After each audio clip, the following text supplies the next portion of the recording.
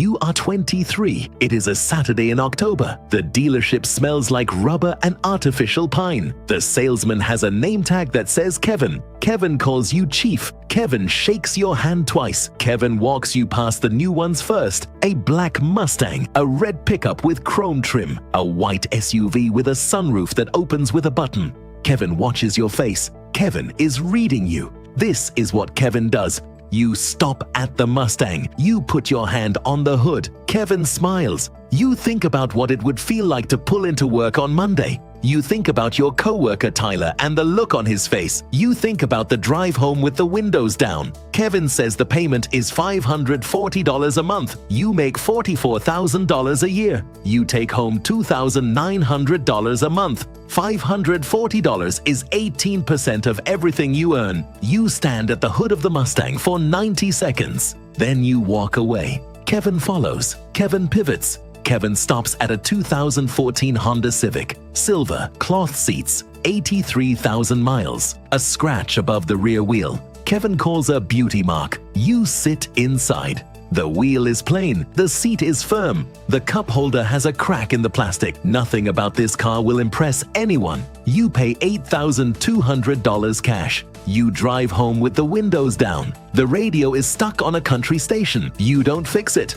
That night, you sit at your kitchen table. You do the math. $540 a month, not spent, invested instead for 10 years. The number is large enough that you read it twice. You fold the paper. You put it in a drawer. You go to bed. You do not know it yet, but that paper is going to mean something. You are 24. Monday morning, office parking lot. Your coworker Tyler pulls in beside you. Tyler drives a 2023 Audi, gunmetal gray, leased. Tyler looks at the Civic. Tyler looks at you. Tyler says, "Bro, is that yours?" You say yes. Tyler says, "What happened?" You say nothing happened. Tyler laughs. Tyler walks into the building. You sit in the Civic for 30 seconds. Your hands on the wheel. The engine off. The parking lot quiet. You're not embarrassed. Not yet. That comes later. Wednesday. Lunch. A coworker named Dana asks if you need a ride to the client meeting downtown. She says it casually. She says, "I just figured." With your car and all. You say you're fine. You drive downtown alone in the Civic. You park 3 blocks away. You walk. Nobody sees you walk. But you know, the car is still the car. You are 25. Your college roommate visits for a weekend. His name is Derek. Derek works in finance now. Derek flew in. Friday night, bar downtown. Derek orders a round for the table. Derek leans over. Derek says, "When are you getting a real car, man?" He says it like a joke. The table laughs. You laugh too, because you don't know what else to do. Saturday morning, Derek is in the passenger seat. He is looking at the dashboard. He is looking at the crack in the cup holder. He is looking out the window. Derek says, "I'll Uber." You pull over. You let him out. You drive to the coffee shop alone. You sit by the window. The lot outside has 2 Teslas and a new Land Rover. The Civic is parked on the street. It looks like a mistake nobody laughed at. You open your brokerage app. $6,400. 2 years of not spending $540 a month. You close the app. You order a second coffee. The car is still the car. You are 27. Her name is Claire. You have been dating for 7 months. Claire drives a 2021 Mazda. Claire has never said a word about your car until the reunion.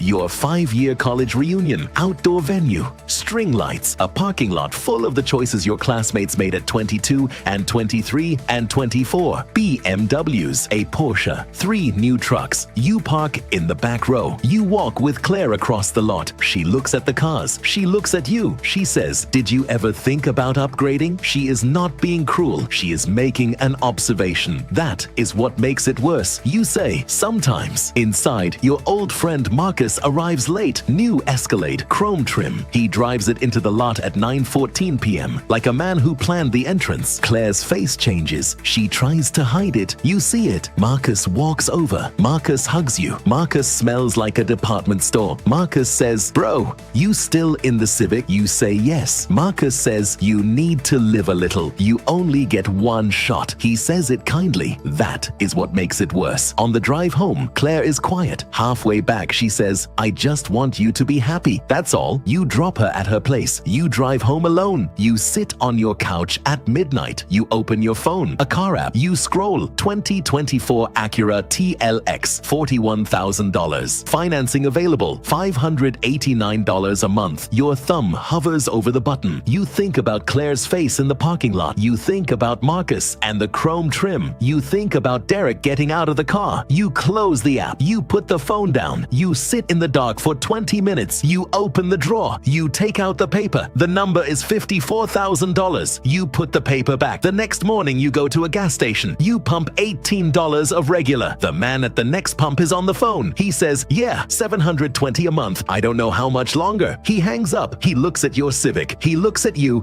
He says, nice morning. You say it is. You drive to work. You do not buy the Acura. You do not know it yet. But tonight was the night you almost broke. The car is still the car. You are 29. The Civic has 124,000 miles. The check engine light came on in January. A sensor, $85 to fix. Tuesday morning, office parking lot. A new coworker parks beside you. Her name is Erin. Erin drives a brand new Kia. Erin looks at the Civic. Erin says, oh, is this yours? You say yes. Erin says, my uncle had one of these. He drove it forever. They never die. She walks inside. You sit in the car for a moment. Nobody has ever said something like that about the Civic. You do not know what to do with that. You go inside. At lunch, you open the app. $89,000. 6 years, $540 a month. Not spent. Plus the salary increases you kept routing into the same account. You close the app. You eat your sandwich. Something is moving. You can feel it, but you cannot name it yet. You are 31. A Sunday in April,